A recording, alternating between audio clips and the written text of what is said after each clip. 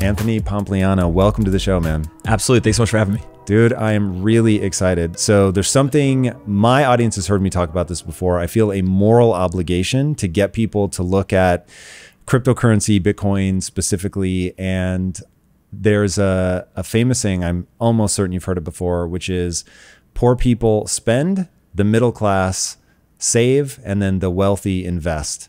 And this is what's going on in cryptocurrency. To me, seems like the first time where the average person, whether you're poor, whether you're middle class, doesn't matter. You can actually front run the investor and use, whether it's Bitcoin or something else, as that investment vehicle. Talk to me about the breakdown here in the US of people that invest versus don't invest. Yeah, so one of the easiest ways I find to talk about Bitcoin is just talking about the legacy problems and kind of what the average person does, and both from those that are successful and those also that are not successful. And so let's start with some statistics around just the United States, right? 45% of Americans hold no investable assets. That's so crazy. So right what is an investable asset for people that don't know what that means? A stock, a bond, cryptocurrency, real estate, right? All the things that are basically are not cash that you're buying because you think that they're going to appreciate in the future. And so really that 45% of folks are living paycheck to paycheck. They keep all of their wealth stored in dollars in a bank account. They tend to be, obviously not very well financially off, but also on top of that, they tend to actually not be nearly as educated about how the system works. So there's a wealth inequality gap, but there's also a very large education gap. And so, do you think they're one and the same? I think that the education gap actually drives most of the wealth inequality. And really it's because of the debasement of the currency. That's interesting. So we'll get to debasement of currency in a second. I've made a statement that I expected to be more controversial than maybe it's become, which is, so I worked in the inner cities a lot. Yep. So I have seen firsthand up close intelligence be evenly distributed. So they can process raw data very quickly. Like You're hanging out with them, you're like, okay, you're poor, you come from a long line of poverty, and yet you're incredibly bright. Like, I am confused now as to why you haven't, been able to achieve escape velocity and get out of here. And then you realize that their frame of reference, the way that they think about things, is so detrimental because your behaviors ultimately are all that matter, right? You can think that Bitcoin is the greatest thing since sliced bread, but if you don't actually buy any Bitcoin, then you can't take advantage of the growth. And so I began to realize that, or hypothesize, I should say, that generational poverty is a frame of reference problem far more than it's a money problem.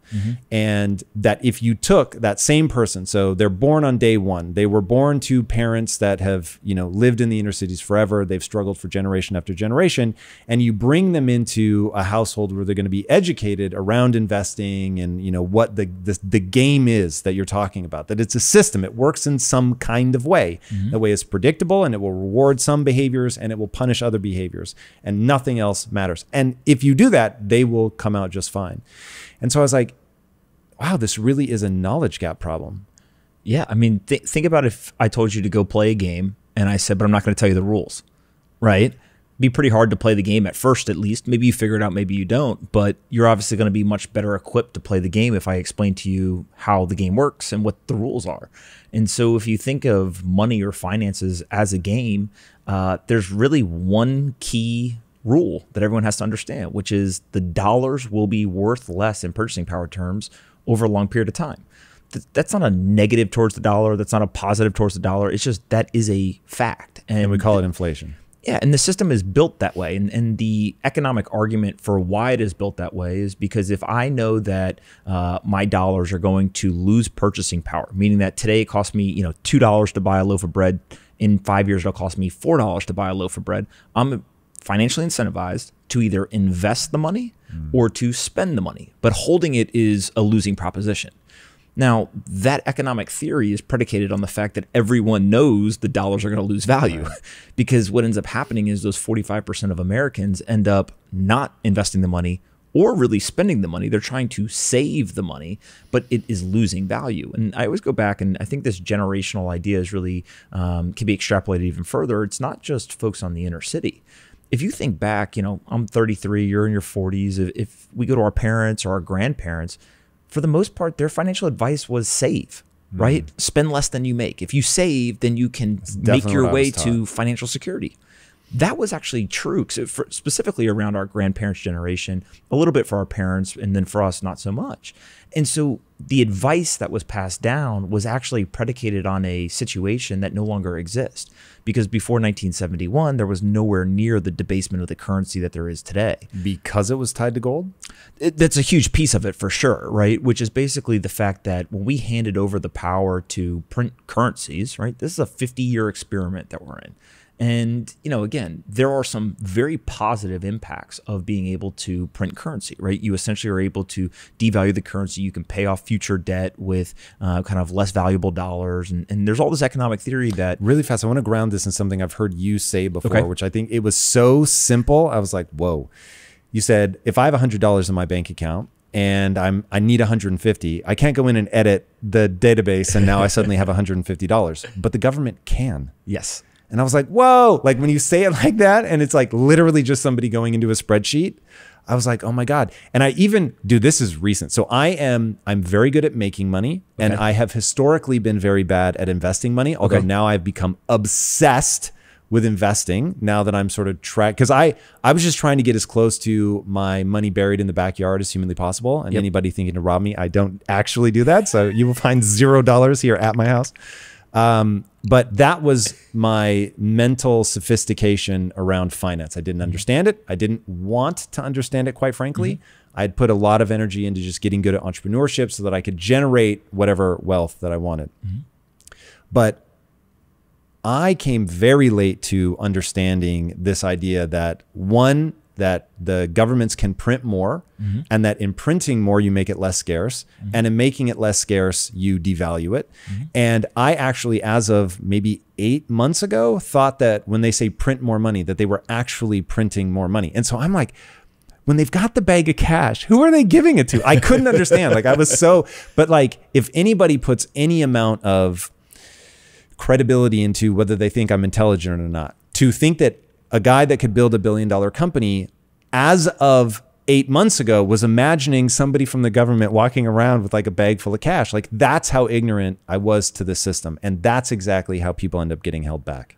I think that what's fascinating about this is not an uncommon story, right? There are plenty of people on Wall Street, et cetera, who don't understand economics, macro or micro, and also just simple personal finance things, right? This stuff is hard. And it goes back to there's nobody teaching it in school. And so you basically have two ways to learn. You can learn by doing kind of trial by fire, and some people figure it out, some people don't. Or you're lucky enough to have a parent, a friend, a mentor, somebody else who sits you down and explains it to you. And I think that's why we are seeing such an explosion of interest. Yeah, sure, the meme stocks, cryptocurrencies, it's easy to mock and make fun of these young people, but these young people are interested in understanding how does the market work? How does finances work? How does investing work? And so, if you go back to that data, right, we talked about 45% of people have no investable assets. The two stats that just blew me away when I started to look at this was 80% of millionaires in the United States inherited $0. So the narrative is interesting. Everyone inherits wealth and it's just passed down. Well, 80% of Americans inherited nothing.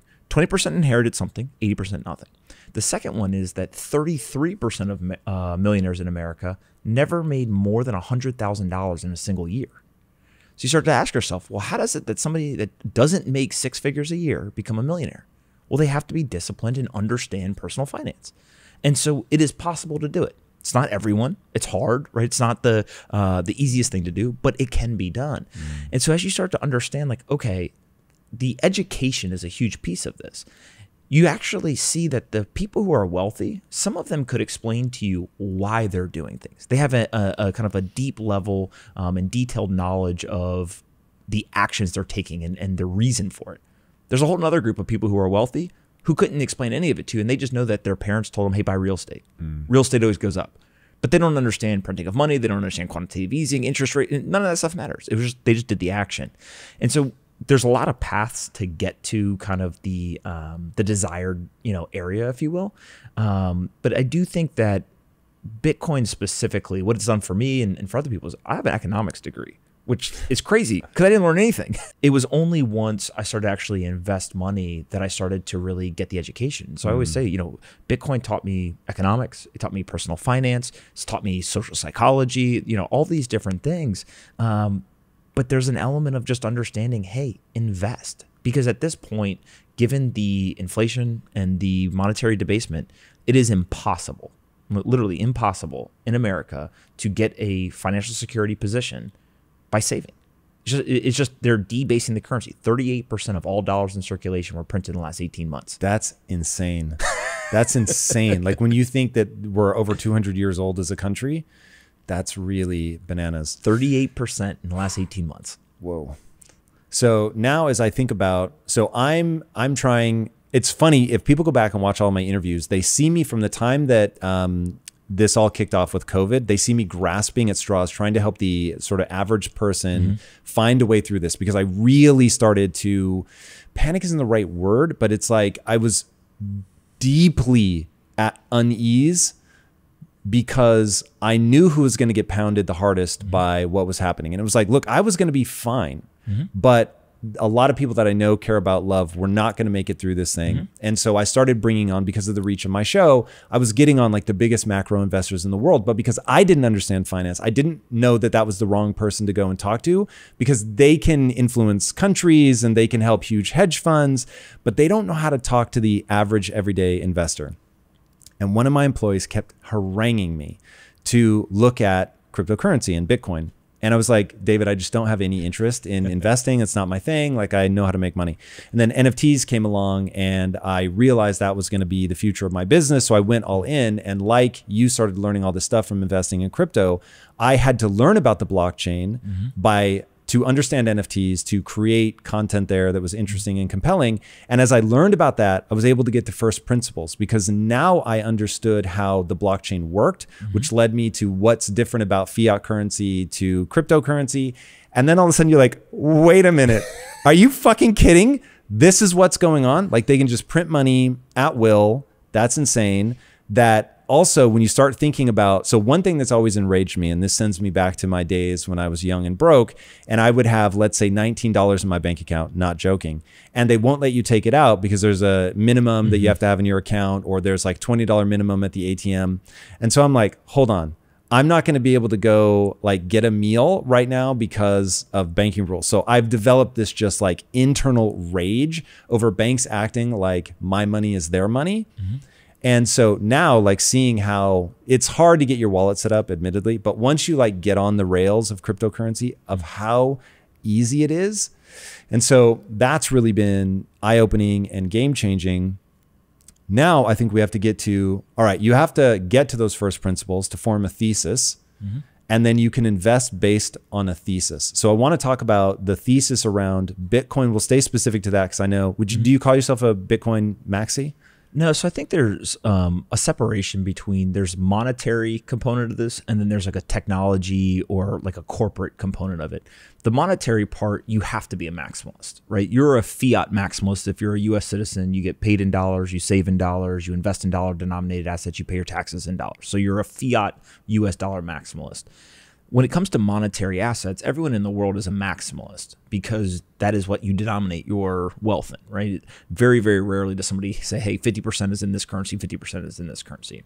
And so from a monetary standpoint, definitely a Bitcoin maximalist, because I think Bitcoin is the only one that has an opportunity to actually kind of ascend to global reserve status and end up being the superior monetary form. But when it looks at the technology, I think that there's going to be massive competition on that. So if you look at the technology side of it, where you're not talking about monetary asset, you're actually talking about a technology asset, it would be like saying you're an iOS maximalist, or you're a, I don't know, Python maximalist, right? Depending on the language or the platform or whatever. So I think that you've got to be able to separate out and say, Bitcoin is competing with fiat currencies for store value, medium of exchange, etc. And really fast, fiat just means it's government backed. Just government backed, and basically they control it. So the key definitions here are a fiat currency versus, let's call it, sound money. All sound money is basically something outside of the system and something that people can't create more of. So gold is a analog version of sound money. It's a physical form of sound money. Created by stars exploding. I mean, when I heard that, I was like, God, yeah, that really is an interesting way to think about why it's scarce. Yeah. And Bitcoin is a digital form of sound money. And so you can compare the sound money to the fiat money. And, you know, it becomes pretty clear pretty quickly to people. It's like, okay, one is completely abundant and can be created at will. 38% has been created in the last 18 months versus one that nobody can create more of. Well, I don't need to know much else other than that to know which one's going to end up being more valuable. And so if we look over the last 12 years or so, Bitcoin's purchasing power, and all purchasing power means is how much does it cost to buy, you know, a good, the purchasing power has appreciated. It's increased. So all of the expenses around you, all the physical items that you buy have gotten cheaper and cheaper. So it used to cost me 1 Bitcoin to buy a loaf of bread. Now it might cost me 0.0001 Bitcoin to buy a bread. Okay, that's pretty interesting. The dollar's the opposite. Right? It cost me more dollars to buy the bread. So everything's getting more expensive around me. And so ultimately— Dude, hold on. Like that's so basic and so game changing to understand. So you've done a mental switch where you now denominate emotionally in Bitcoin, aka Satoshis. And I haven't yet. So as I see the price fluctuate on Bitcoin or whatever, I get excited. Well, the funny thing is I get excited in either direction. When it goes up, I'm like texting my wife, yo, in the last like 24 hours we just made. And she's like, you have got to be kidding. I mean, it's crazy. Yes. Now, when it goes down, I'm texting her like, yo, we're going in hard. Like we're buying this dip. So, but it's really, really interesting. Do you mind saying again the cost of loaf of bread compared to dollar versus Bitcoin? So if I denominate my life in dollars, and let's say I buy a loaf of bread today and it's $2, 5 or 10 years from now, that loaf of bread may cost me $3, $4, $5, depending on the rate of inflation. If I denominate my life in Bitcoin, and today, let's say that it cost me 1 Bitcoin for a loaf of bread, in the future, it will cost me less than 1 Bitcoin. So it'll actually become cheaper for me to buy, because every asset, when you think of price, it's denominated in a currency. So a stock, right? When I ask you what is Amazon's stock price, you're telling me one Amazon share over how many US dollars. And that's how we get to the actual value. And so when you start to think about that, look at the stock market. The stock market from 1971 to today is up and to the right. It's a perfect 45-degree angle. Oh God, I know what you're about to say. When you denominate it in gold, it's down. That's since nuts. 1971. If you denominate it in Bitcoin since 2009, 2010, it has crashed aggressively. Bitcoin has been the best performing asset, but that's because it's denominated in dollars. And so ultimately what we're watching is we're watching an entire generation of people wake up to this fiat currency kind of fiasco. And there's a famous, I think it's Henry Ford quote where he said, you know, if people understood how money worked, there would be riots in the street before morning. And it's simply, again, it goes back to that education gap. And so the 55% of people who hold investable assets, whether they understand why or not, they're actually benefiting from this.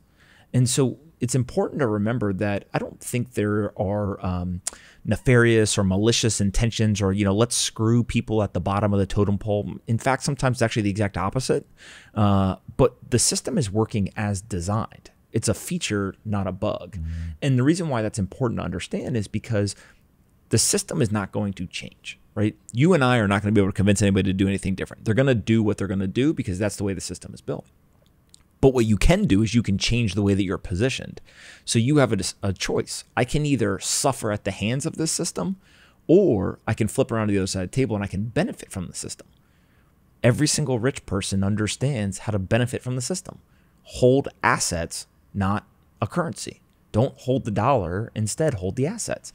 Because that's one thing, it's to hold an asset that you have a reasonable belief is going to go up in value over time. And one thing I want to go back to, so you said, all right, the cost of the loaf of bread is going to take less and less of the Bitcoin that you own. That's a prognostication, right? You're hoping that that is true. But one thing I want to point out is the things that you're looking out into the future and saying that the bread will cost more dollars is backed historically. So it's simply you looking backwards and then carrying that out forwards. And the same is true of Bitcoin, is that you're looking at the historical performance and projecting it forward. It's not like you're just making that up and being hopeful. And that is where I think this starts to be important, is one, to recognize everybody has to do their own research. You have to figure this out for yourself. You want to understand it to the point where you're not thinking in analogy, you're thinking from first principles. So you understand how the game works. You're, emotionally rioting in the streets, as Henry Ford predicted. But yeah, I think that's an important thing for people to understand. This isn't hopium. This is looking at the historical performance. And in fact, one of my favorite statistics, and strike me down if this is inaccurate, but that Bitcoin, and this I got from Raoul Pal, that Bitcoin is the fastest adopted technology in all of human history. Yeah, it depends on how you count, but for sure. And remember, price, right, is kind of the best indicator of adoption. If you have a fixed supply asset and demand for something or adoption for something goes up, the price has to continue to move upwards, right? Just more and more people want this scarce asset, and so the price goes up. Bitcoin was the best performing asset over the last decade. So now, all people talk about is the volatility. Well, volatility actually, and this is like where you get a little bit more in the weeds, can be very good for a portfolio. So there's this data because you have potential massive upside. Yeah, so there's two kind of ways to think about volatility. We think of volatility when it's talked about in the mainstream media as a negative thing, right? Oh, it's volatile, it's volatile. Well, if something goes up in value, it's volatile to the upside. If it goes down in price, then it's volatile to the downside. So volatility isn't good or bad. It's just, is it going in your direction or not, right? If you're short an asset and the asset goes up in price, you hate volatility, right? Because you want it to go the other way. So volatility being not good or bad is important because you want it to actually be volatile if it's going in your direction. The second thing is, I think that this data may be, I think it's 2015 to 2020. And don't quote me exactly on the dates, but there's a 5-year period where if you invested in a 60-40 global portfolio, 60% stocks, 40% bonds, you got a 7.2% annualized return for 5 years. It's about average where we've seen it over the last few decades. If you had taken 0.5% from stocks and 0.5% from bonds, so you had a 1% allocation to Bitcoin, 39.5% to bonds, and 59.5% to stocks, you would have taken that 7.2% per year and increased it to 9.2. Wow. So a 200 basis point increase in your annualized return. If that 1% allocation to Bitcoin had gone to zero, you lost all the money, you would have only gone from 7.2% to 7%. So it's about a 200 basis point or 2% upside for a 0.2 or a 20 basis point downside. So 10 to 1 during that 5-year period. Now, the reason why I say that is 1% of a portfolio is not a lot of money. For most people, that's kind of a speculative type investment. But because this is so volatile, because it has the ability to appreciate so aggressively, like you talked about when lots of people are getting excited, et cetera, is it can have a really profound positive impact on a portfolio. And still, you only have exposure of 1%.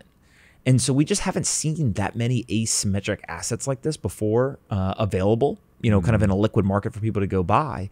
And what I think ends up happening is people come in because of the price. They're like, oh my God, I'm going to get rich. This is amazing. This is like the greatest thing ever. It goes up in price over time, whatever. But then what happens is, as my friend Marty Ben always talks about, he's like, you come for the money, but you stay for the money. And you came for profits, but you stay because you start to understand fiat currencies, economics, personal finance, etc. And you start to realize, wait a minute, I have to do something. I can't sit with cash. And so it's just a very unique asset that we're all kind of living through global adoption, right? We've gone from the creation of an asset 12 years ago to now there's a nation state that has bought Bitcoin. I don't think anyone, 10, 12 years ago thought that a nation state would buy Bitcoin this quickly. And so going back to Raul's point, you're building all of this on top of the internet. And so the internet adoption happened on top of the telephone lines and kind of the connectivity we had. So it had a certain rate limiter to it. It could only grow as fast as we had, communication infrastructure. Now when this gets built, it's being built on top of the internet. So look at what is the total internet penetration globally. Well, that's the rate limiter for how fast this can grow. And I don't think we probably talk about it enough, but there was immense work done in places like South and Central America, countries in Africa, places like India, et cetera, China, to really drive internet infrastructure over the last 15 years, right? Everyone from the Googles, Facebooks, Amazons of the world to kind of the traditional internet providers all spent billions and billions of dollars getting all that infrastructure installed. And now here comes along a technology that is literally just going to ride the coattails of that internet infrastructure and get adoption. And so that's where you see countries like Nigeria and others that you wouldn't think of being, super forward, kind of thinking on technology. They're actually some of the highest penetration and adoption. They have the macroeconomic problems of the currency, and they're watching their currencies get devalued. They're watching the dire financial position they're in, and they have the internet infrastructure now. And so they're not tied to a legacy infrastructure financially. So what do? They leap forward a developed country. And I think El Salvador's got a shot to do that. I think Nigeria is going to do that. And so we're just watching, a tale as old as time. This has happened over and over and over again with technology trends. It just so happens that now it's coming for finance, and there's a lot of powerful, influential people who don't like that. Yeah. All right. So I want to leave some breadcrumbs for people that maybe are in my position 8 or 9 months ago. They have no idea. This is so dizzying to them. And if they've made it to this point, I'm very impressed because they're investing in their future. But now just a few breadcrumbs. So going back to you, if you don't understand the first principles of something, what I'll often refer to as the physics of the situation. So you're as low as you can go. You're at the sort of axiomatic state where you at some point have to say, I believe these things to be true. Nobody knows sort of anything below that. So, okay, we're not reasoning from analogy anymore. We're getting to the point where we understand what fiat money is, its pluses, its minuses. We understand what cryptocurrency is, Bitcoin specifically, its pluses, its minuses. And now we can begin to think for ourselves to solve novel problems because we're thinking from first principles. From that, they're going to form a thesis. And I'll lay out my thesis, be great for you to lay out yours. And I'll explain why I'm not afraid of price volatility, why in fact I get excited in either direction. When it's going up, I'm like, oh my God, I'm getting richer. This is amazing. And when it's going down, I'm like, I can buy more. Now, the reason that I want to buy more is the following. I believe this is one of my axiomatic statements. So there's nothing below this one. I believe it to be true that technology is a one-way street, that we will never go backwards. We will never unwind the internet. We will never be a less digital creature. We will only be more. And things like Neuralink are going to become real. And I actually, and I don't want to lose people on this, I think in a very far distant future, so this is not in the next 20 or 30 years, maybe this is 100 years, maybe it's 300, but there are people already that have cochlear implants that give them back hearing. We're working on implants into the eye that give people back vision. So it'll start with correcting things, but we will ultimately, as ourselves, become really tied physically to technology. So I believe that everything will ultimately get digitized. So what we're living through right now is a really fascinating moment where art is now being digitized, money is being digitized.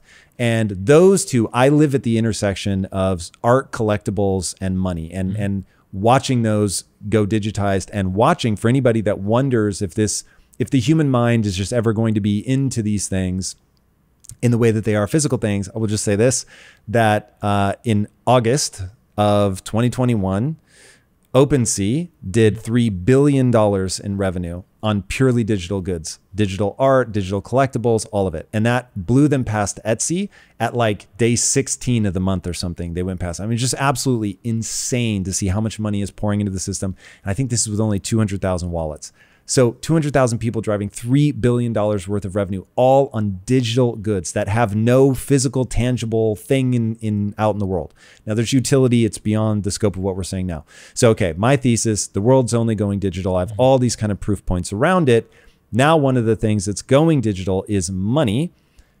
Bitcoin in particular has a really fascinating feature, which makes it what you call sound money. And that feature is programmatically, it can only ever produce 21 million of these units. Unlike gold, which for me, and I don't know if you'll agree with this, my mind got wrapped around it immediately when it was like Bitcoin is digital gold, because I understood what gold was meant to be. I was never going to carry it around and shave some off to buy a loaf of bread. Like, it's a thing that I store somewhere else that we all agree. And yes, it only has value in that we agree it has value.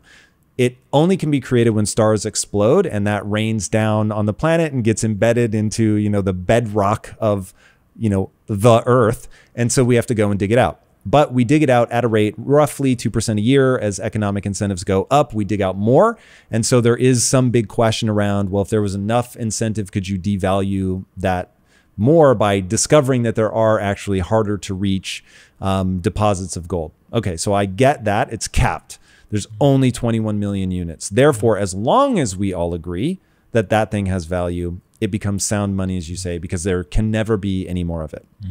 So the more I can get now in this sort of early phase where it's sort of a secret in plain sight, and which is how I feel every time I buy it. I'm like, why are people selling me this? Like, this is crazy, because I have sold exactly 0 Satoshis. So I keep having a number and I'm like, I can't wait till I have, more than this and more than this. And because my thesis is technology is a one-way street, we will never go backwards. Money as a value is going digital. The number one front runner is Bitcoin. When the price goes down, it's better for me because I can buy in. And there will come a day, I think, where the predominant trajectory, even in the relatively short term, will just be up, up, up. So it doesn't make sense to even get excited as the price goes up, because it's just almost sad that I can't buy in more at that, the earlier rate. And so that's my thesis and why I wouldn't sell, because it becomes, like Michael Saylor says, it's like buying a plot of land in Manhattan, because you're never going to make more Manhattan. And so that's only going to go up in value over time, which of course is exactly what happened to real estate in Manhattan. And you can borrow against it, et cetera. Okay, so what's your thesis? It really just comes down to this idea of the purchasing power increases versus the purchasing power of the dollar decreasing. And ultimately, what I think ends up being really important for the conversation is there's a financial component, which we're talking about now, right? Is I want to store the value of my time, right? And I think this is like a really, really key component of the financial conversation. Is all money is at the end of the day is a unit of time.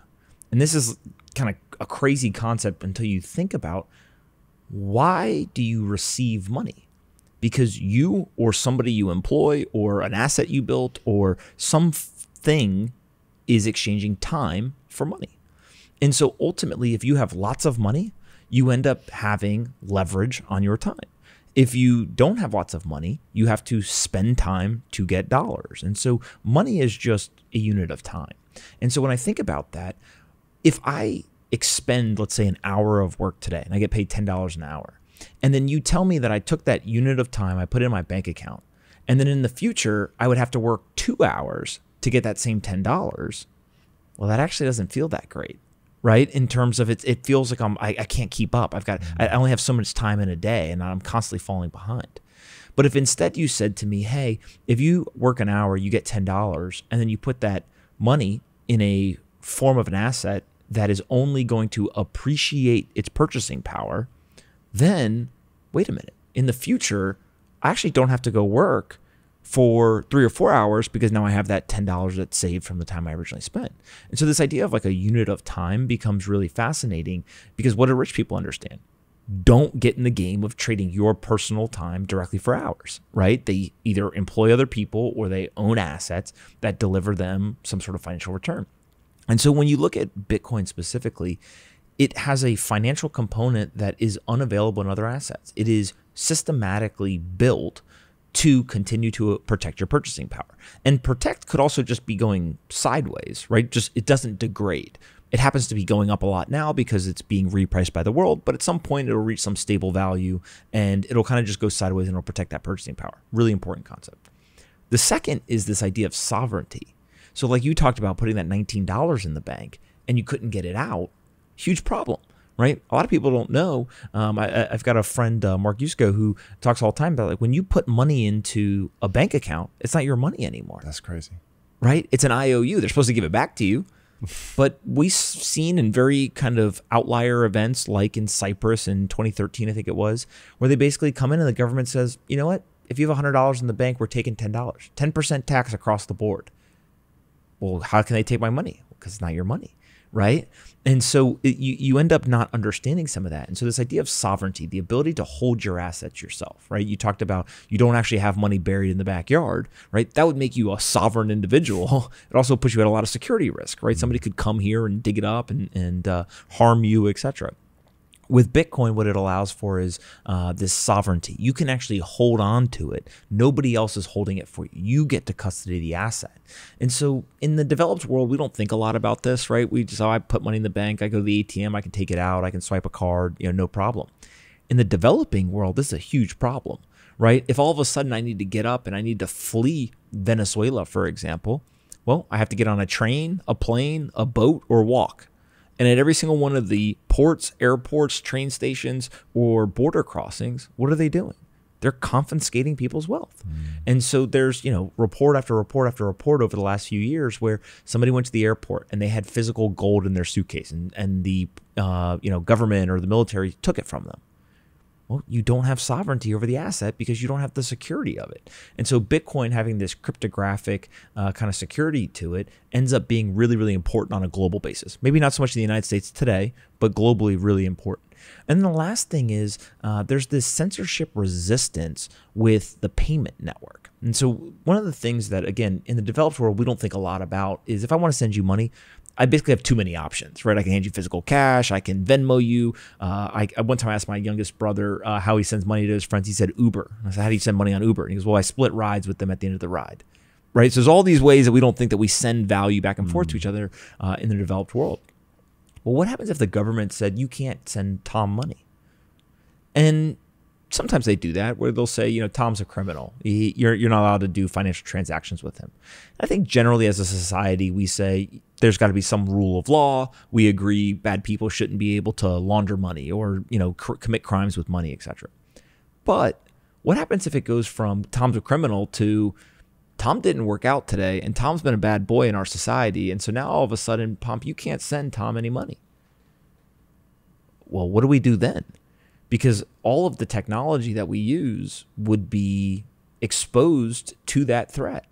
And so this idea of censorship resistance, while I don't think most people around the world today are worried about their government saying Tom can't receive money because he didn't work out today, what we are worried about is, well, what happens when all of a sudden a dictatorship says to their citizens, you're not going to be able to get your capital out, right?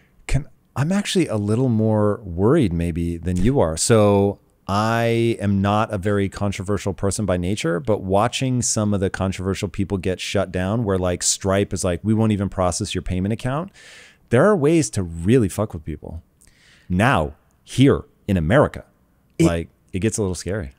I usually don't go too far down this rabbit hole only because you end up in this weird world where everyone becomes a conspiracy theorist real quick. But, in the last 18 months, a lot of the conspiracy theorists were just early, right? They ended up being right about a lot of things. And it's unfortunate. It's not always that situation.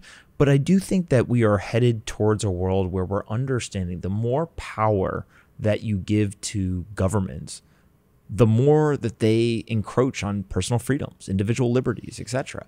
And the most extreme examples everyone can identify, and I think generally in the developed world, we point our finger and shake it and say, they shouldn't do that, right? But when you look here in the US, it's always that could never happen here. And I don't think that there's people who fundamentally believe that it's going to happen tomorrow, because it's usually this like slow degradation of freedom. But if all of a sudden they shut people down from Stripe, okay. Well, there was just a guy who was in politics who Chase Bank shut down his account for reputation risk. This isn't somebody who was, out saying crazy conspiracy theories, whatever. Definitely politically controversial, whatever. But I think if you and I had to sit down and make a list of all the people who get, financially censored or censored off social media, it's usually kind of the fringes of society, right? It's the people who, if I went home and I talked to my mom, she'd be like, that person's a little crazy, right? These are people who are just involved in politics. And so I think that at some point you have to start to ask yourself, do I want to risk even being exposed to a system where it could happen? It's not saying it's going to happen. It's not saying I have some prediction as to when it happens. It's just, why even subject yourself to that risk? And I think it goes back to this conversation around the best investors in the world, for the most part, are actually not very risk tolerant. They don't want to go and take immense risk. Almost never will you see one of the best investors in the world say, I'm going to take 100% of all of my investable assets and I'm putting it on this one stock, cross my fingers and hope it works, right? That just doesn't happen. Instead, they think a lot about risk mitigation. They try to figure out what are the ways that I can basically make investment decisions where there's lots of upside and there's very little downside. And so I think that as a society, we're learning now that's probably the pretty good way to think, right? It's a pretty good way to kind of position your life. And so if you're a content creator, don't go all in on only one platform. Why? You have platform risk, right? Build 2 or 3 different platforms. If you're a citizen with your financial life, don't go all in on one bank or don't go all in on one type of asset. Have some sort of durability to it. And so in the US, I don't think we worry so much about censorship, but in some crazy way, what is a sanction? The United States government runs around the world sanctioning countries, and they have reasons for doing it. In some cases, I think people would agree with them. In some cases, people won't agree with them. I'm not here to debate, should we do it, should we not? But the word sanction ends up being a marketing term. Right?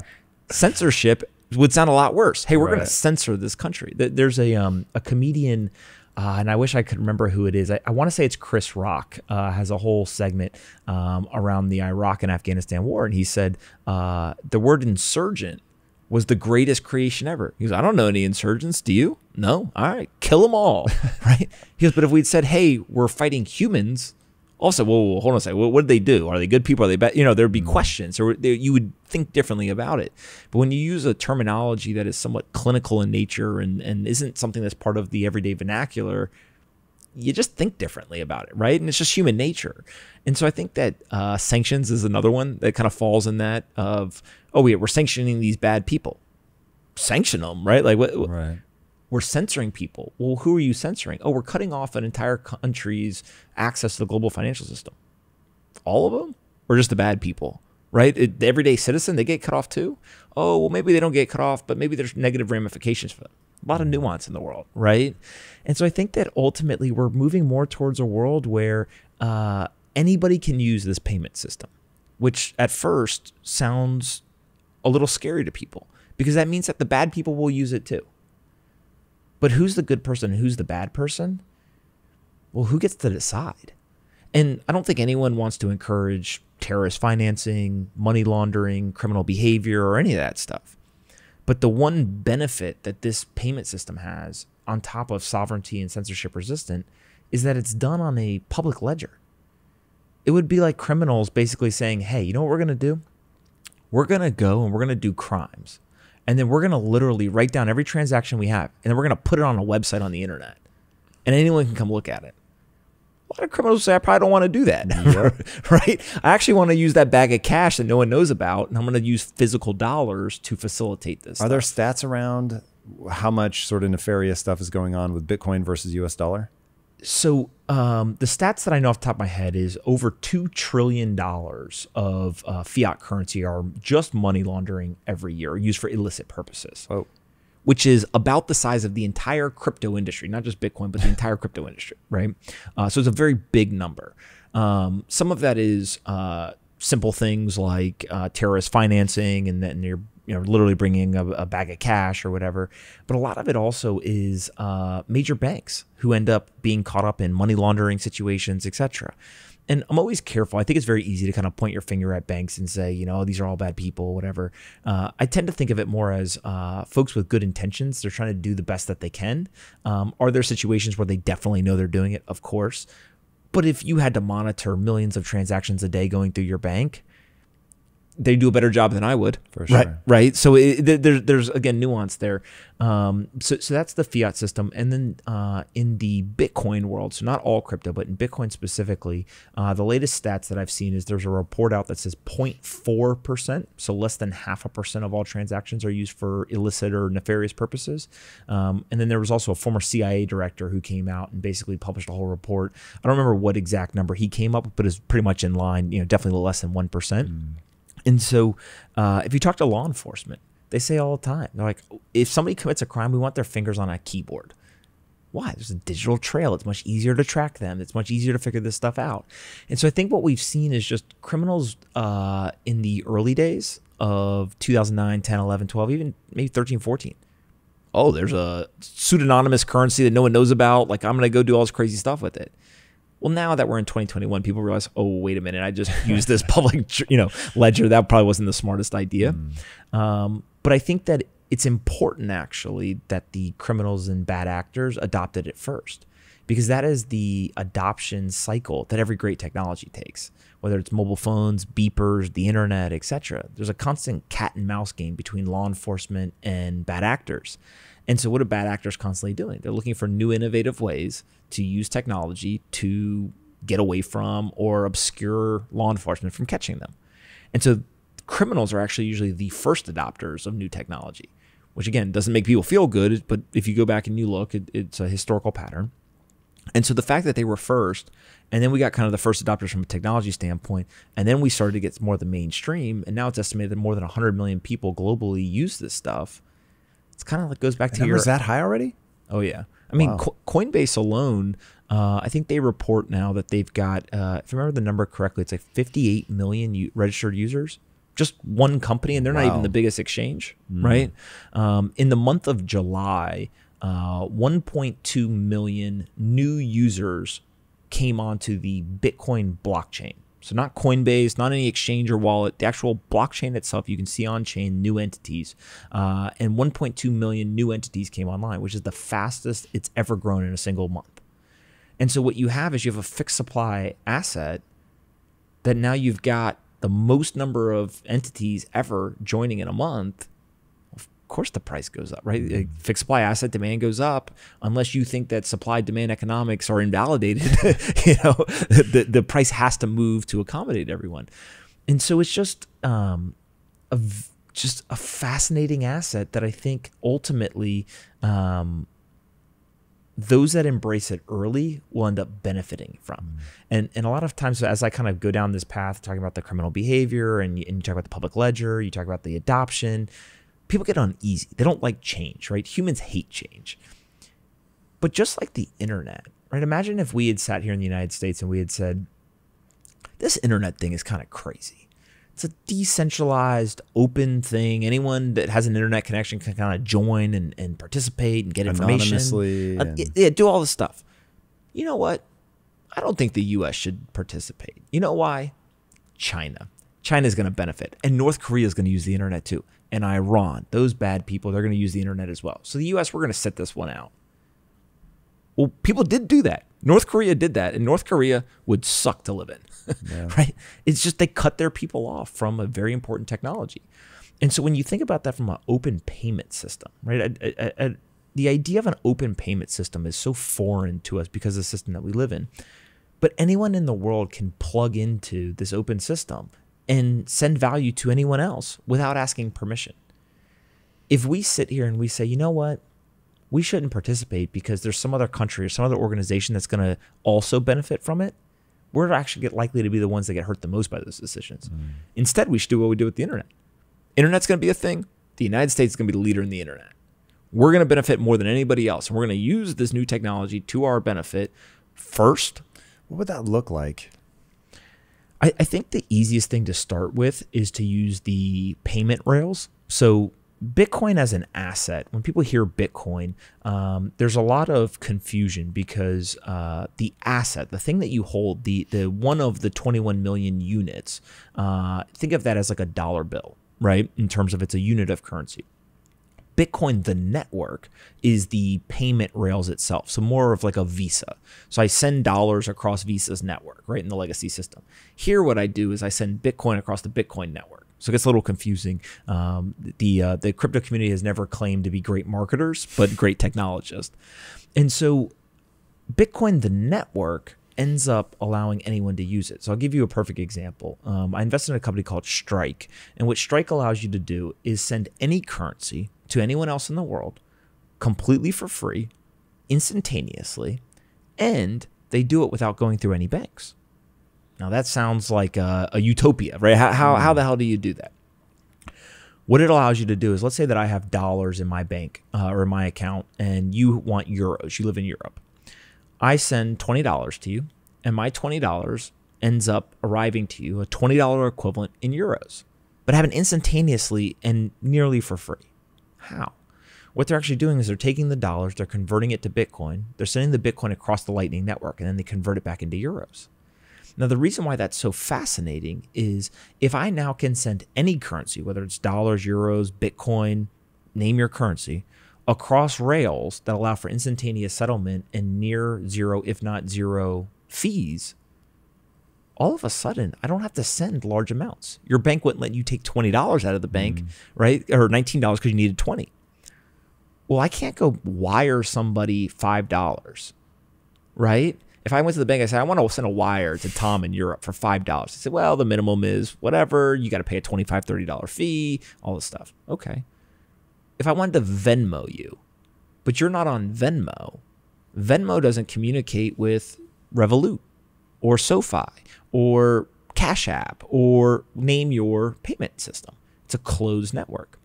So now what ends up happening is Strike can say, hey, anyone with an account can send money to anyone else plugged into this system. Tom has Tom's Lightning app, right? And you start signing up users. People from Strike can send money to people on Tom's Lightning app. Why?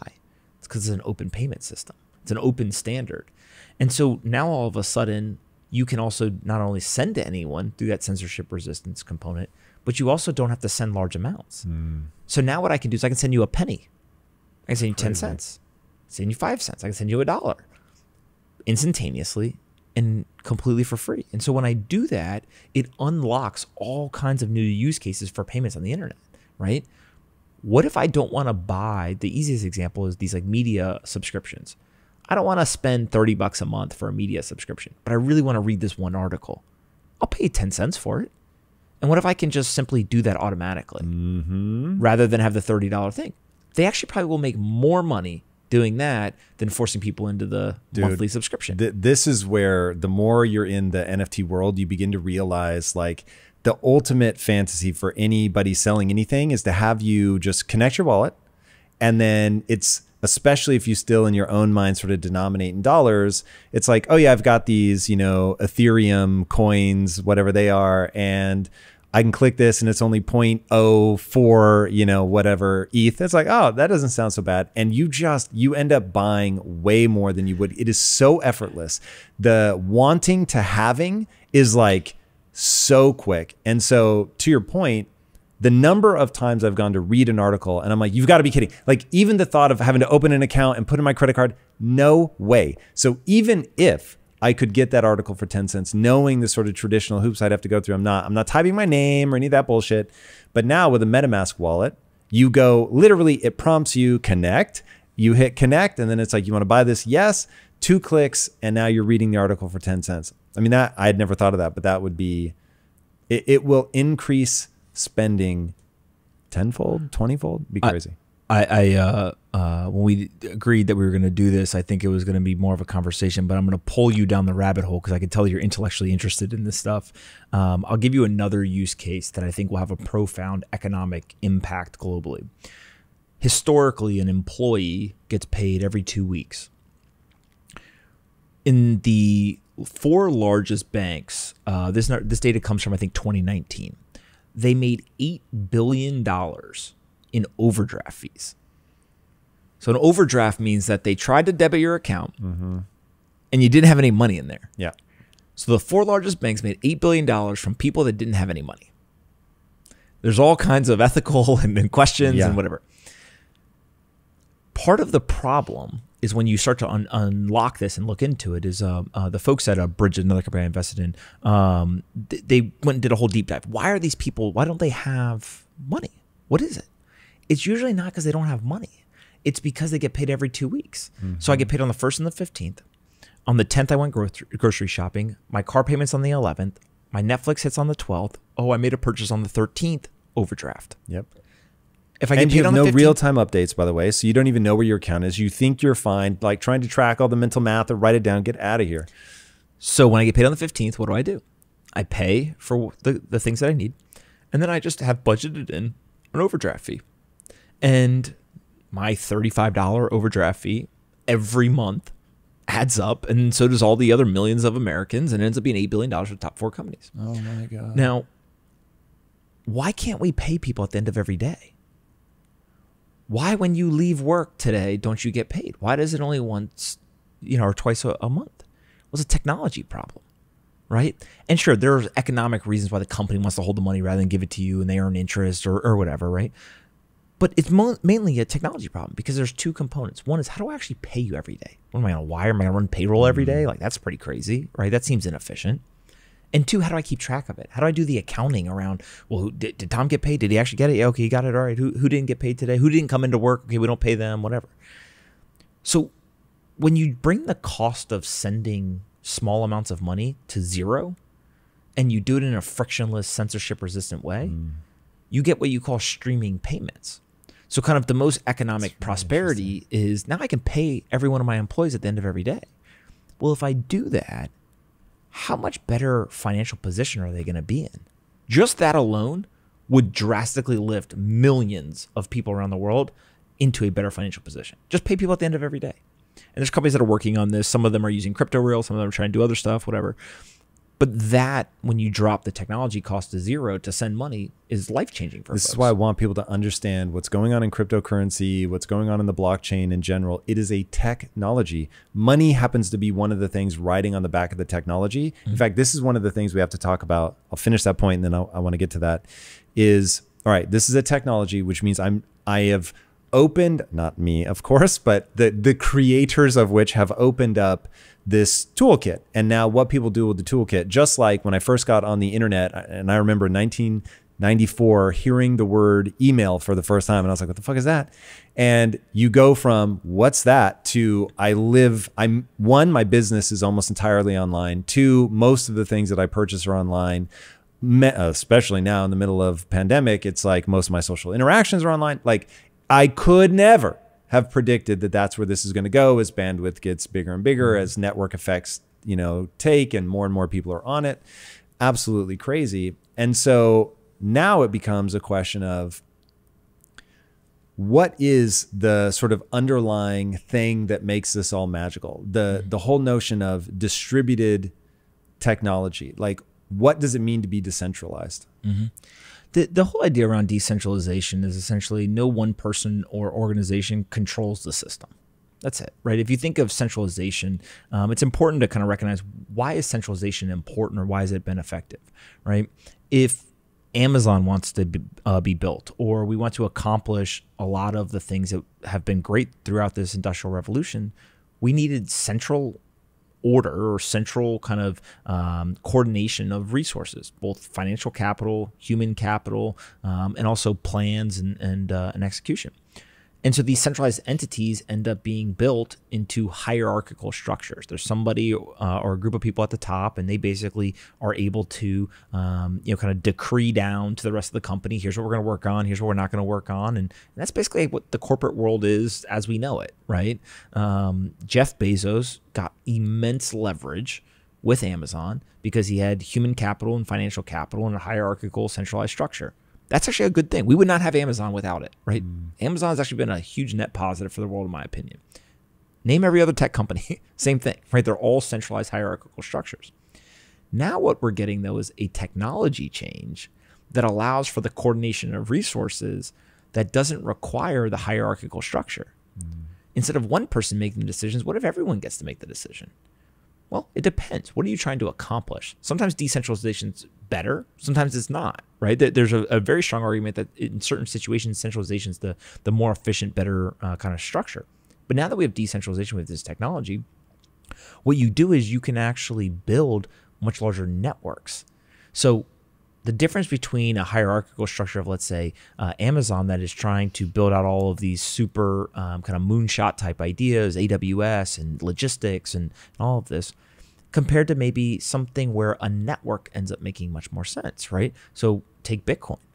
Well, there's miners, there's node operators, and there's holders. Those are three different groups.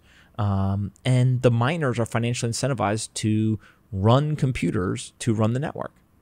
It's pretty interesting. There's a financial incentive for people all around the world. And there's literally millions and millions of machines around the world that are all doing this. It's the strongest computing network in the world. Why? Because every 10 minutes or so, there is a certain amount of Bitcoin, 6.25 Bitcoin, that ends up actually being given out to folks that are running that network, to the people who are running the Bitcoin blockchain. And so that financial incentive right now ends up being somewhere $45-50 million a day in Bitcoin ends up being given out to these people based on how much computing power and some nuance there. So when you create a network that doesn't have a hierarchical structure, there's no CEO of Bitcoin, there's no marketing department, there was no, here's the master plan. Okay, Tom, you go build the site in Washington State, and Larry, you go build the site in China, and Mark, you go build the one in Texas. There was none of that. It was purely Tom says, you know what? I want my piece of the Bitcoin block reward every day. And we know what I'm going to do? I'm going to go figure it out. I'm going to go get energy or power. I'm going to buy these machines, and then I'm going to run this, and I'm going to have a profitable business. And so rather than rely on that hierarchical structure, by creating a network, we created the strongest computer network in the world in 12 years. And is it strong because you can't break it? There's no point of failure. I can't go hack Timmy. I can seduce somebody and get their keys to something. And is that what makes it strong? Just that there would be so many people to go after? I think of strength of a network in two ways, specifically around, let's say, Bitcoin. One is just a pure qualitative metric, a qualitative metric, and then one is a quantitative one. The quantitative one's real easy. How much hash rate, or how much computing power is actually running this network? And that's can stop a brute force attack or anything like that. And so the Bitcoin network has more computing power running it than anything else, right? And it's way bigger than any of the largest computers in the world, et cetera. So that's a quantitative metric. The qualitative one, I think, more is structurally, right? So from a structure standpoint, if you think about other technology networks that have been shut down, right? Napster is always like a really easy one. Peer-to-peer file sharing was a great idea. People were doing it, obviously.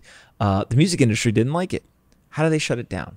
Well, you can basically go and find out who's the CEO of the business, where is the business, where are their servers, all this type of stuff, and you can go ahead and you can shut it down.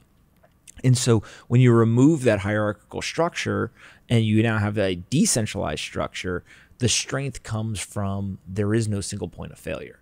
So you have a quantitative metric and you have a qualitative kind of framework. The qualitative one is the design of Bitcoin itself and that network. The quantitative one is just the financial incentives or the economic incentives at play has drastically outperformed any hierarchical effort. And so when you start to look at that, you say, okay, that's interesting. Where else is decentralization important? And what you find is, and I think the industry is learning this right now, is in some cases, decentralization is really, really important, right? We don't want anyone to control this. We don't want anyone to be able to create more of it. We don't want anyone to be able to censor it or shut it down or whatever. Very important. But there's also a lot of people who said, oh, we're going to take those same ideas and we're going to apply it to traditional technology, database technology or whatever. And what you find is in many cases on that front, people, the end user doesn't care if it's decentralized or not, right? They just say, hey, look, I need something that's fast, it's cheap, it's easy to use, whatever. And so I think we're watching this in real time play out. Some things that are decentralized don't need to be. Some things that are centralized need to be decentralized, right? So I think that's ultimately one of the most interesting parts of this industry moving forward is just what ends up getting decentralized and what is actually better off being centralized. And the market's going to decide, right? Like one of the things I think through my career from an investing standpoint is when you're a little bit younger and you're just starting out, you want to be very much of a, I call it like a market predictor, right? I saw A, B, and C, and so that means D, E, and F is going to happen. Maybe. Right? Almost like the younger, the more naive, and the more arrogant you are, like the more you have confidence that that's going to happen. As I've gotten older and just gotten more experiences, I don't want to be a market predictor. I want to be a market observer.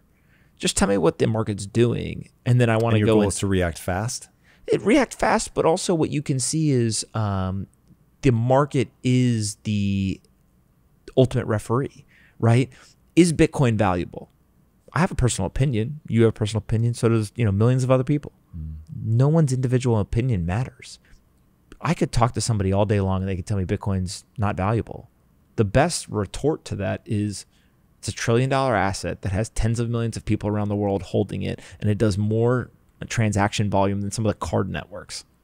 Sure, maybe it's not valuable, right? But like probably nothing. Yeah, but the market has determined that that is valuable. And you just work your way through the assets, and what you find is asset after asset that some group of people think isn't valuable. Well, the market's decided it has value. Now, you could argue that the market is wrong or mispricing it or whatever, and there's arbitrage opportunities, etc. But ultimately, I think that we're really bad at predicting the future. And so the more that you can be a market observer rather than a market predictor, you start to just understand crazy stuff happens. I want to really differentiate between the two. So if I'm a market predictor, I'm trying to say because of ABC, then D, E, and F are going to happen. As a market observer, I'm just saying D is happening right now. And so therefore I know what to do in this moment based on the fact that D is happening. And if, Q starts happening, then I'm going to go and adjust my strategy based on Q. I'll give you a perfect example. So I do a lot of early stage investing, right? And when I'm looking at early stage opportunities, there's two different types of investors. Some investors look at a business and they say, okay, you want to build, a company that builds some kind of widget.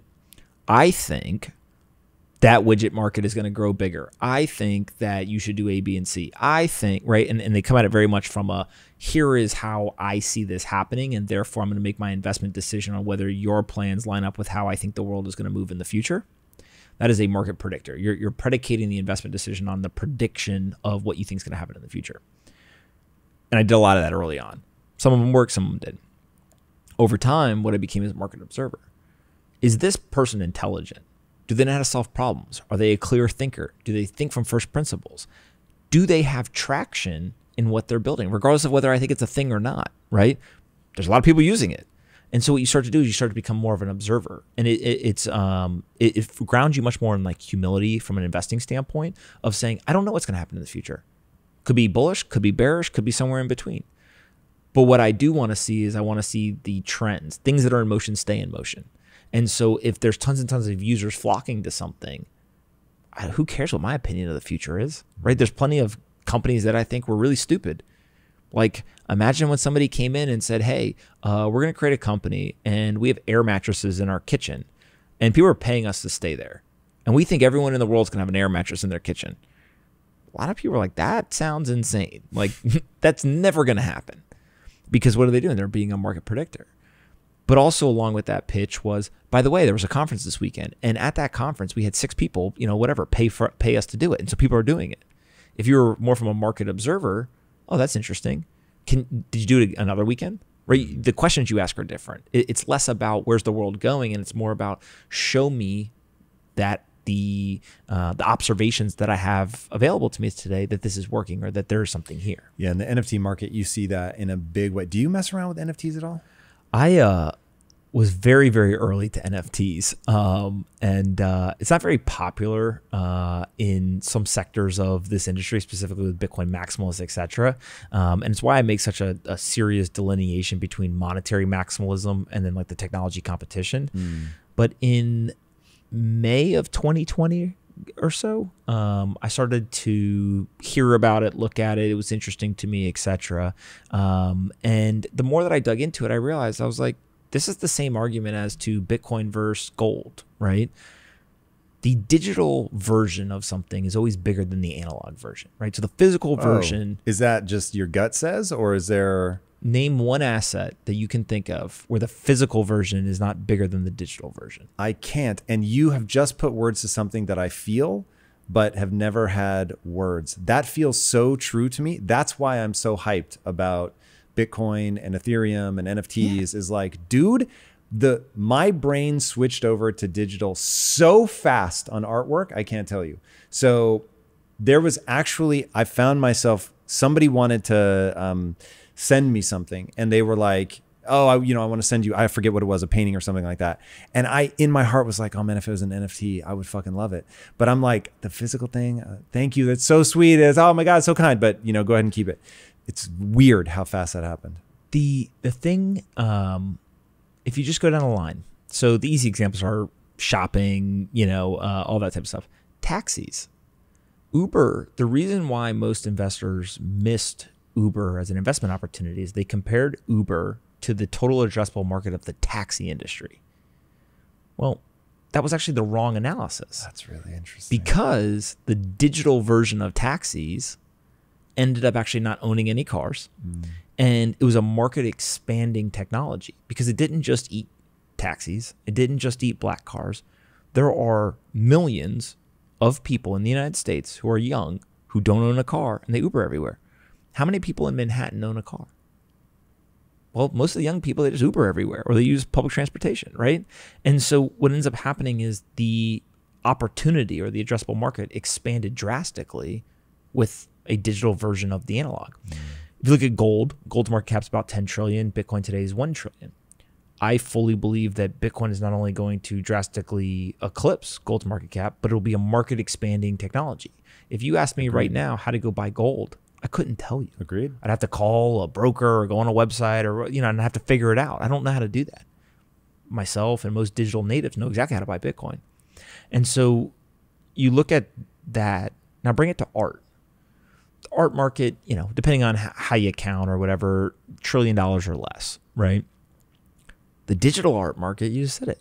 OpenSea did $3 billion in transaction volume in a single month. It's crazy. And so why is Bitcoin better as a global store of value than gold? Why is the digital version better than the analog? Well, one, there is a digital component to it, meaning that anyone in the world with an internet connection can sign in and immediately start to transact in it. So there's an accessibility advantage. Two is there's fractionalization. I don't have to buy a full Bitcoin at $45,000, $50,000. I can buy a piece of a Bitcoin. Three is that I can carry it around really simply on my phone, right, or on my laptop rather than lugging around physical gold. So there's a portability advantage to it. And then you start to look at it from a storage cost, etc. Right? There's a whole bunch of advantages, digital version versus the physical version. What happens with the digital art? It's the same thing. More accessible, more divisible, more portable, all this type of stuff. And so if we're going to go and move our lives into this like metaverse digital world, whatever, is the new way to describe it, why would we leave the assets we care about in the analog world? No, we're going to bring them into the digital world too. All right, I'm going to try to touch on something ephemeral to just drive this point home. Have you ever looked at a VV Vault? VV Vault? No, yeah, what is that? Okay, this is so crazy. So VV is a collectibles company that's partnered with like DC, Marvel to do, but their NFTs look like actual collectibles. So it looks like a toy, it looks like a statue, like they're going out of their way to sort of literally just digitize the collectibles industry. But their brilliant move, and I'm still dazzled by this, is that they gave their users the ability to create these. They've made it right now. I'm sure future iterations won't, but it looks like a vault. So you're going through a vault door and then you're on the inside, but it's just a virtual space for you to display all the things you've collected. The level of creativity that people show in placing their items is insane. So I'll give you one example. The way that they have programmed this space. So one of the collectibles you can buy is the DeLorean from Back to the Future. And one guy put it upside down and on the roof. So it's actually outside the vault, but it plays an animation in a loop of the flux capacitor turning on, which has all this electricity, right? If you remember the movie, all the electricity sparks and then it disappears. So it does that animation. So as you walk through this guy's vault every 30 seconds, whatever, all this electricity just runs around the ceiling because he's placed his collectible. And I was like, oh my God, if I have the physical thing, you have to come into my house to see the physical collectible. B, it's not going to have electricity sparking everywhere. It's going to zap some kid walking by. So not only now am I only bridled by my imagination, but anyone, anywhere can come and see this. And so now as a social creature that wants to connect with my community, and I'm given these virtual tools, I don't need to be wealthy, right? You no longer need a big crazy house to display all of this art. You can create this virtual thing, put all your stuff in a way that only you have done. It takes time, right? You talk about money as this equation to time. So we know we value time. So when I see somebody who's spent their time creating something like this, I'm just like, oh my God, like this is so much cooler than what collectibles have ever been ever before in history.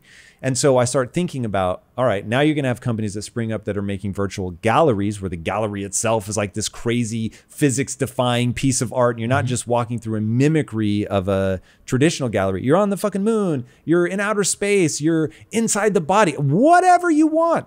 Like it is the creativity that the digital realm unleashes because you no longer have to obey the laws of physics. It's just, oh my God. I think there's an element of like, you don't have to obey the laws of physics. You also don't have to ask permission. of anybody. Preach. Right? So, if you go and you look at an art gallery in Manhattan, for example, how many people really got an opportunity to design the art gallery? Well, they're usually people who have some sort of pedigree. They got trained somewhere, right? There's like all these like hurdles to get in. And so it ends up being a lot of the same people who all know each other, and they're the ones who do it. On the internet, imagine if you held a global competition for whoever could create the best art gallery, right? And there was like a prize for it. You'd get some really, really cool stuff because there was no barriers to become the person who could do that. That's all this is it's now just saying, but you don't have to come do it in Manhattan, like just do it on the internet. And I think that, the best analogy I have for this is think of Twitter. If I said to you, Tom, you know what you're going to do every day? You're going to go hang out in this virtual reality square and you're going to talk to random strangers. You'd be like, dude, that sounds like cool to like test one time, but like I got things to do. But what do? You go through the portal, which is your computer or your phone, and you go and you hang out in a digital square and you talk to strangers. Like that is in some weird way a version of virtual reality, right? I tweeted recently, I said, we live in virtual reality already. It doesn't look like the thing that you put, the Oculus headset on and you walk around, you can touch and feel things. And like that's like level, 2, 3, 4, 5 of virtual reality. But Twitter created virtual reality for people, and you can go there and hey, every day we all come here and meet up again. Right? And you keep going. And then what am I basically doing? I'm basically walking around the square and I'm saying, okay, Tom's talking about this person's talking about this person's talking about this. And I have a choice. Do I want to butt into the conversation? Do I want to reply? Do I want to quote tweet? Do I want to say, hey, Tom just said whatever, and I go and tell my friends? That's a retweet button. Like you start to think through this, and it's like, yeah, this is all going to happen. How quickly does that happen? Up for debate. What technologies is it built on? Up for debate.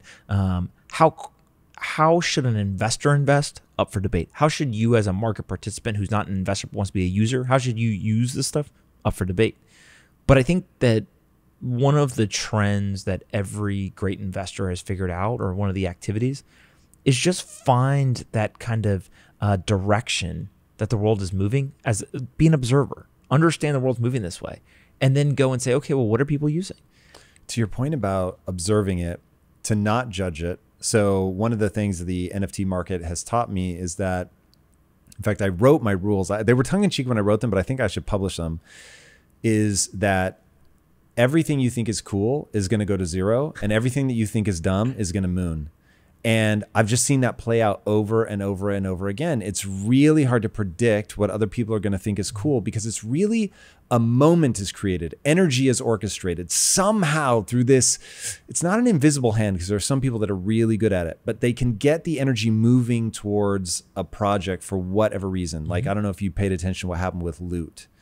So the guy that I consider my king of alpha, David, he sent me a tweet. Like, I was about to go to bed, and he was like, hey, Tom, this thing called Loot is popping off. Look at it. I looked at it and I'm like, this is white words on a black background. This doesn't make any sense. And I was like, but I know this industry. And if people believe that this is like new, fresh, exciting, that at least for a moment, there's going to be this influx of attention. Now, that moment could be 10 years. That moment could be 10 minutes. I have no idea, but I'm getting better and better at sort of arbitraging some of these things. So I bought 2 of them. And then a couple of days later, if you owned them, you got an airdrop of basically their token. And I didn't even know about the airdrop. And the same guy, David, was like, hey, Tom, because you bought 2, you've been airdropped this stuff, but you actually have to go pull it out of the contract directly. And so I'll show you how to do it. So here you go into Etherscan, and this is how you do it. And I got it, and I got my 2 bags of gold. And as of that day, that thing, so I bought the ones that I bought, I think I bought it, I can't remember if it was 1.9 ETH for the original Loots or 0.9, but it was in there somewhere. And at the time I got the gold, which, remember, I didn't even know existed. I was already making money hand over fist just on the actual squares that I bought. And the bags of their coin that my friend had to tell me were there, I went and sold one of the 2 for $50,000. And I was like, I imagine if a friend was like, hey, dude, I know you don't know, but in your bread box in the back cupboard, a guy just left you 50 grand. You'd be like, what just happened? It was so surreal. And I was just like, okay, don't think about things. Think about the nature of things. And I was like, this is telling me something about the nature of humans, of creative energy, of attention, and how it can be swayed, about enthusiasm, and how it moves sort of restlessly. It never lands on one thing and stays. And so there's these really predictable curves that these projects go through. And I'm like, hold on. If you do your, 10,000, 20,000, 30,000 hours of research and you'd like really figure this game out, obviously never invest a single dime over what you're prepared to lose, because NFTs are the single highest risk investment I've ever seen humanity come up with. I want to make that really fucking clear. But it is so interesting to see how it captures that same part of the psyche around sports betting, how we're all locked up because of what's going on with COVID. Like there's all these factors that have come into play, and just that crypto's taking off and NFTs have answered the question of whether there's a real thing there and whether people will value them. But once I stopped judging the market and just started saying, this is happening, whether I think it should or not, whether I think white text on a black background should be cool or not, it is. And it's capturing energy. And dude, it wasn't long ago that I made $50,000 a year. So I was like, this is so crazy. And this comes back to like my obsession. People need to do their own research. I cannot predict the future. You cannot predict the future. Who knows? This could all go to nothing tomorrow. That does not seem likely. And given what's going on today, the nature of the technology, right? Understand it, think from first principles, and it becomes far easier to do novel things.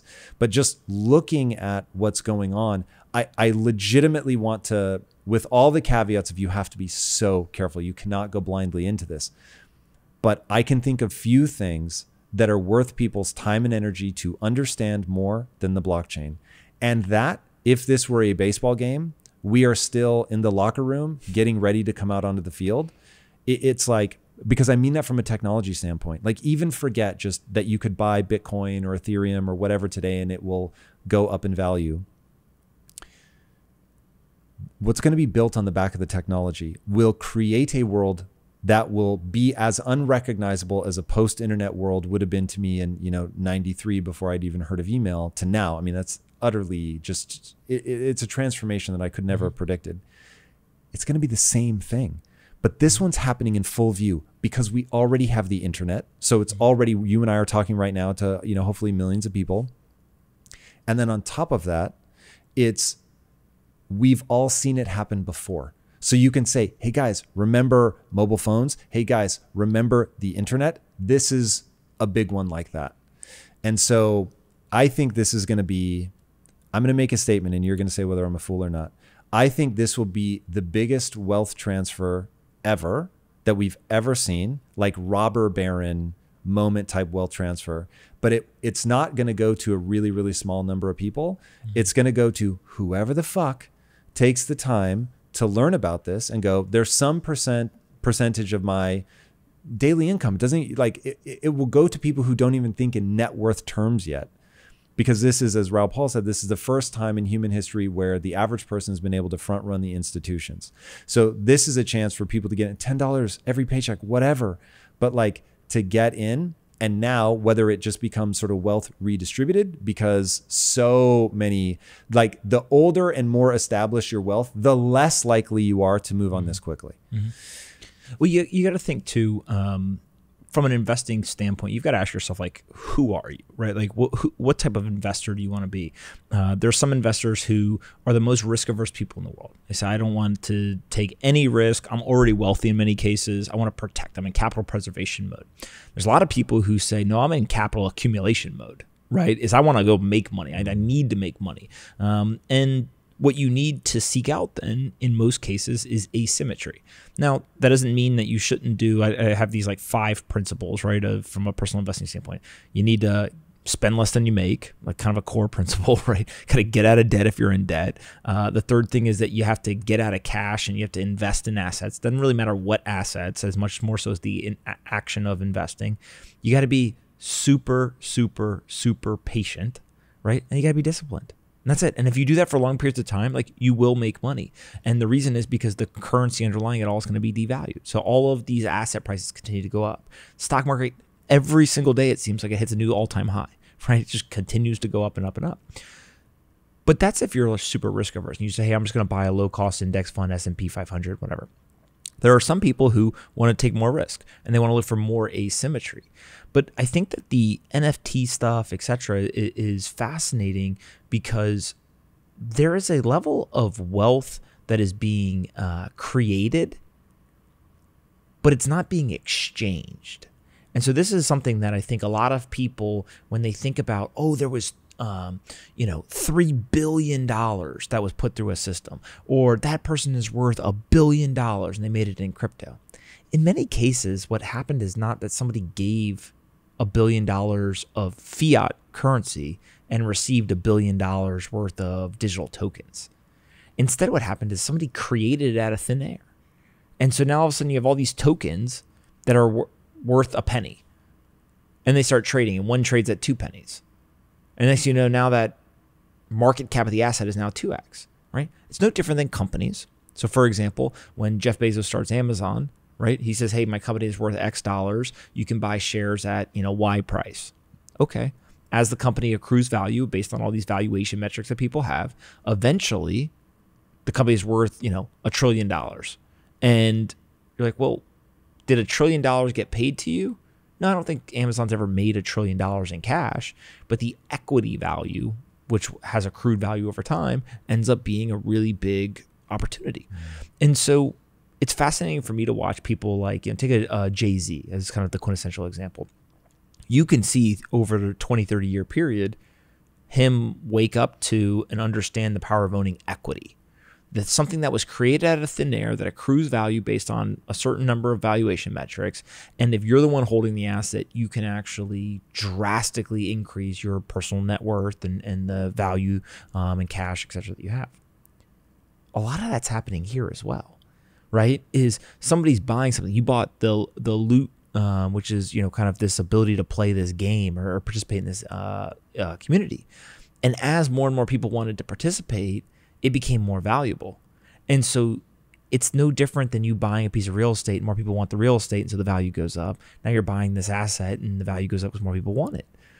Owning equity ends up being the greatest way to create personal wealth.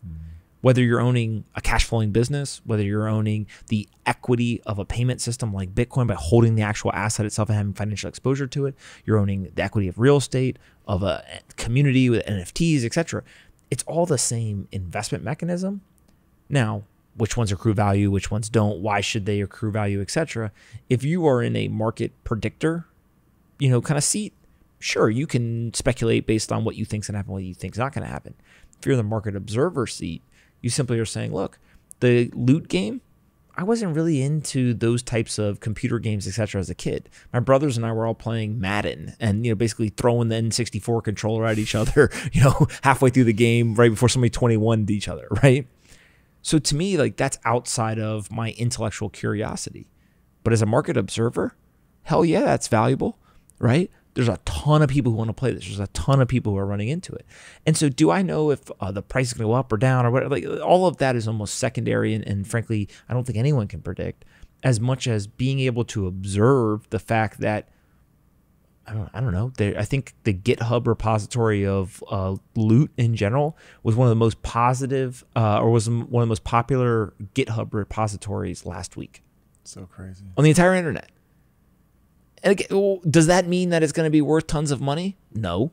Is that a pretty good data point? There's a lot of developer activity? Yeah, right. Are there a lot of people who are talking about it online? If you go search on, Twitter in the tech community, a whole lot of people talking about it. Again, well, we've seen things tons of people talked about and ended up going to zero, right? So there's no one data point is the predictor.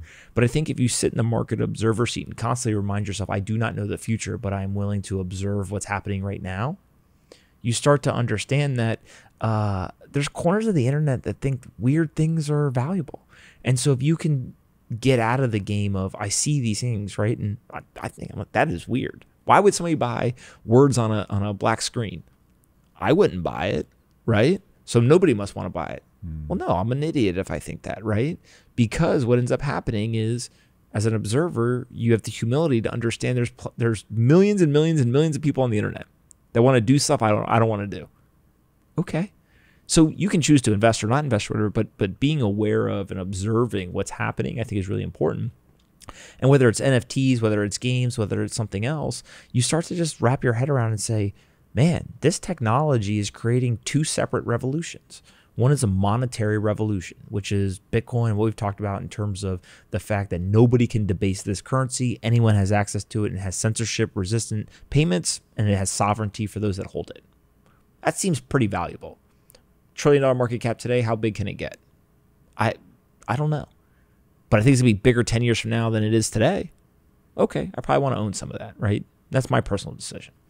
The second revolution is this idea of kind of the digital realm, or the automation that it comes with all of this. And when you start to think about this, you say to yourself, man, there's a lot of people who seem to want to do this.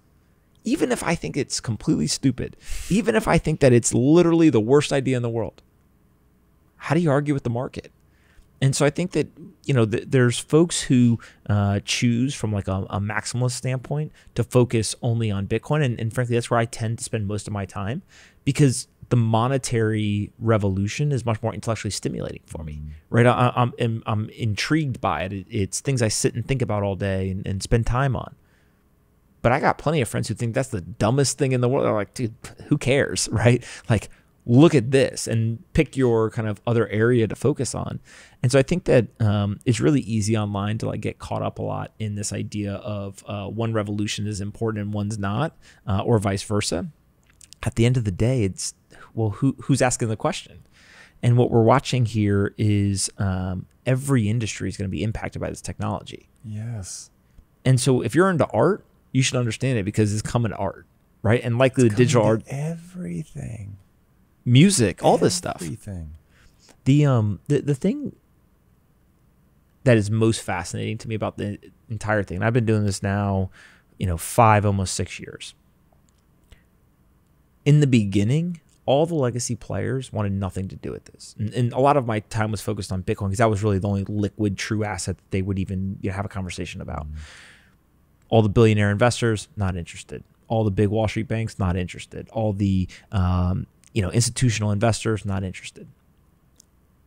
Almost to a T, the best in the world have changed their mind. They continued to get new information, and they changed their mind. And now some of them are the largest investors in the industry. And so there's a level of intelligence and intellectual humility it takes to get new information and change your mind. The people who haven't changed their mind, for the most part, not everyone, but for the most part, historically, they haven't been very good investors.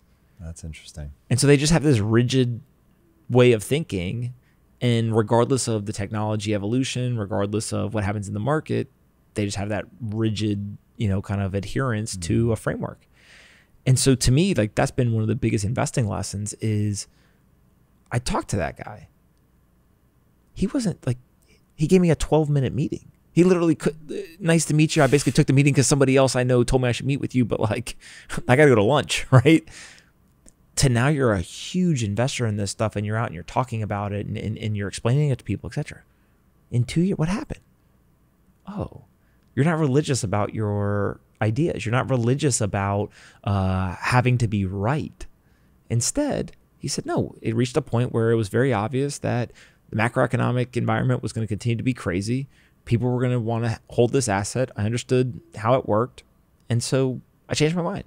By the way, I've been an idiot if I didn't change my mind. Yeah. The only way to live, like, that to me is my core life thesis. It's like, I'm not interested in being right. I'm interested in identifying the right answer faster than anybody else. That's it. Yeah. Building your self-esteem around being right is a trap. And most people fall into it. But that's really interesting. It's also, if you think about trends and like identifying the right answer, a lot of times if you were to go ask, like, venture capitalists have to a lot of times understand technology innovation. They also have to kind of extrapolate out really kind of parabolic type growth, etc. And the best way to do that is actually not to think about it, right? It's not to say, you know what, Airbnb is going to go from no locations to globally dominant in 5 years. It's impossible to see that world. The guy has air mattresses in his kitchen. How is he going to go become a globally dominant company? Uber has black cars driving around San Francisco. How are they going to go literally convince people not to buy cars and instead use their service? That sounds insane at the time.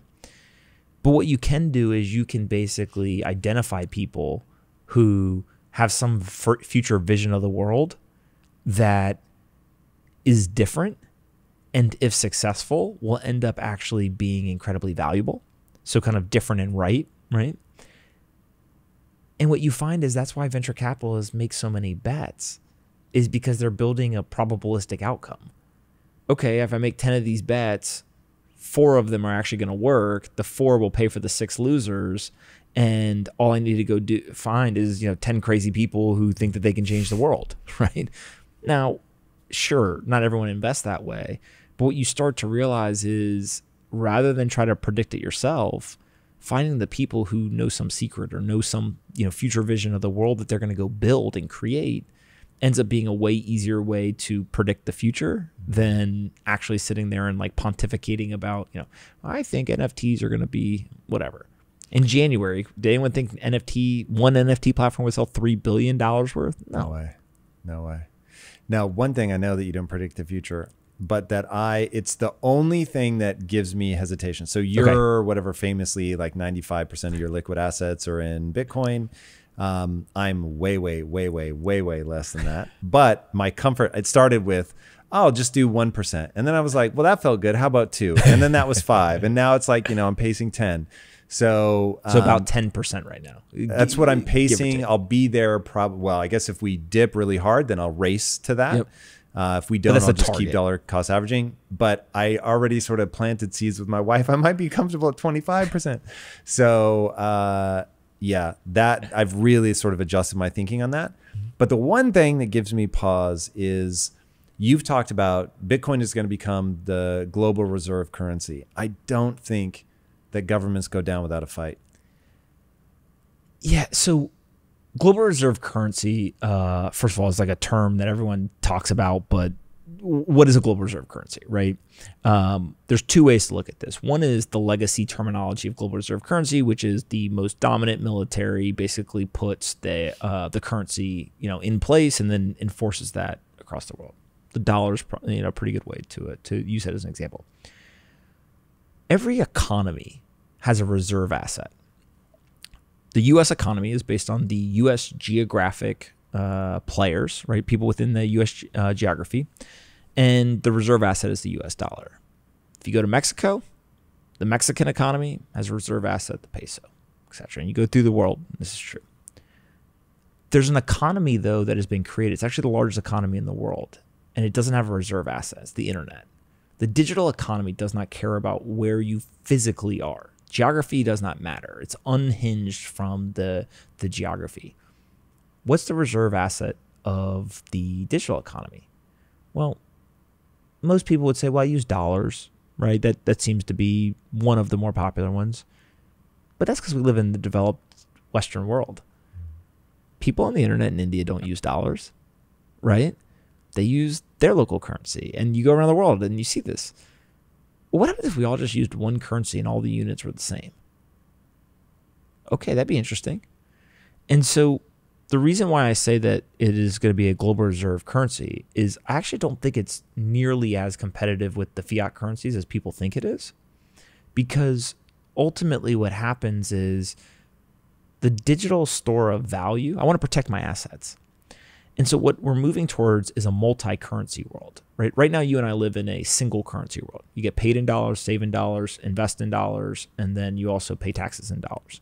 If you want to go to somebody else's single currency world, Mexico, you have to convert your dollars to pesos to operate within the Mexican economy for the most part.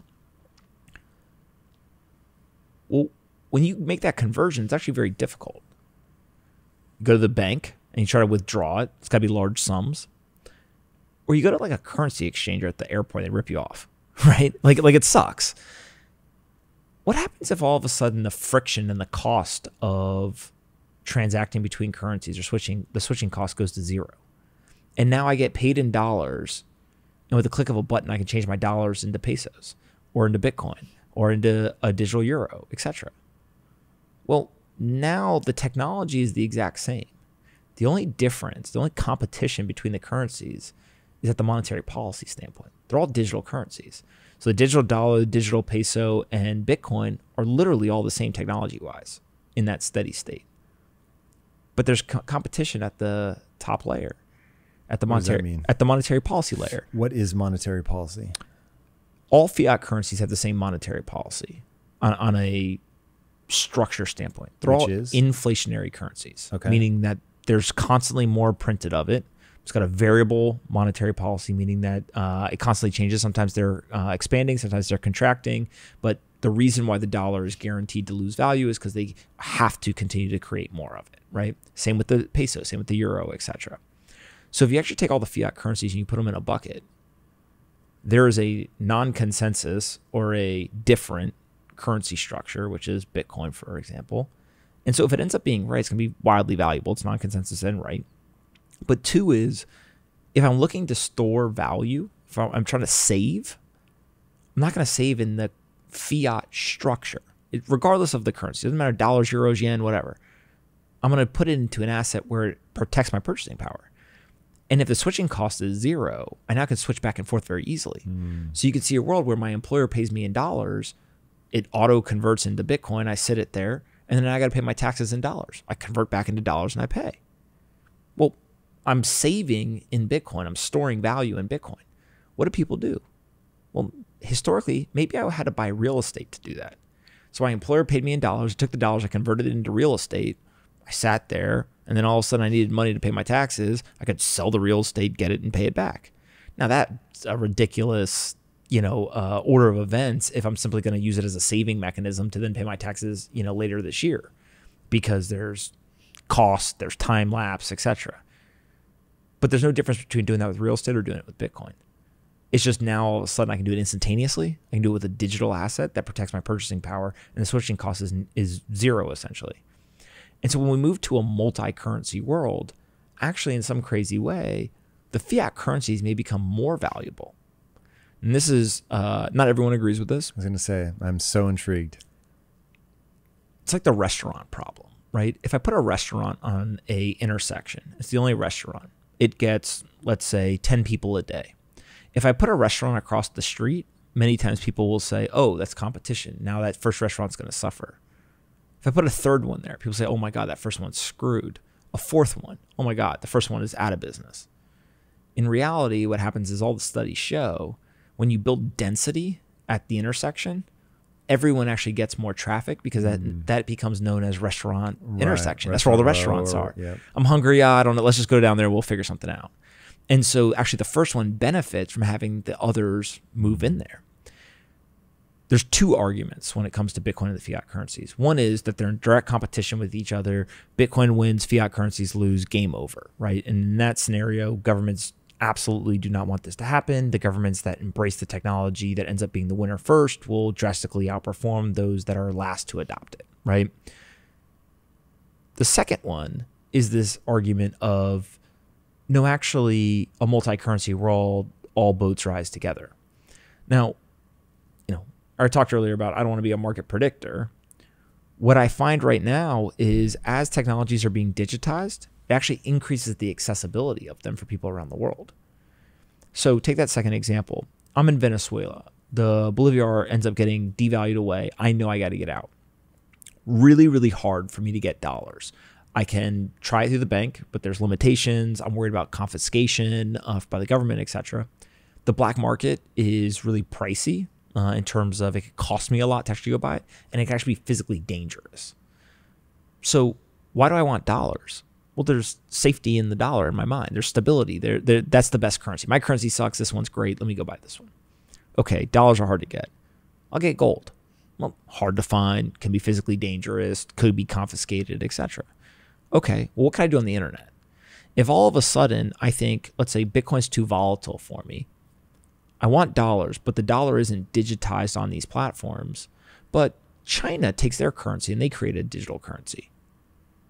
It's better than nothing. So what do? I buy the digital currency of China.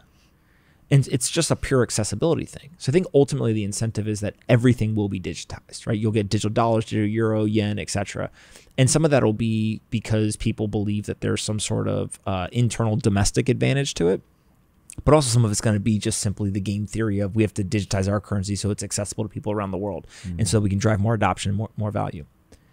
But the second that everyone has digital wallets, everything becomes a currency, right? How many people say to themselves, oh, I own that piece of real estate. I need to sell it to get dollars to then go buy something.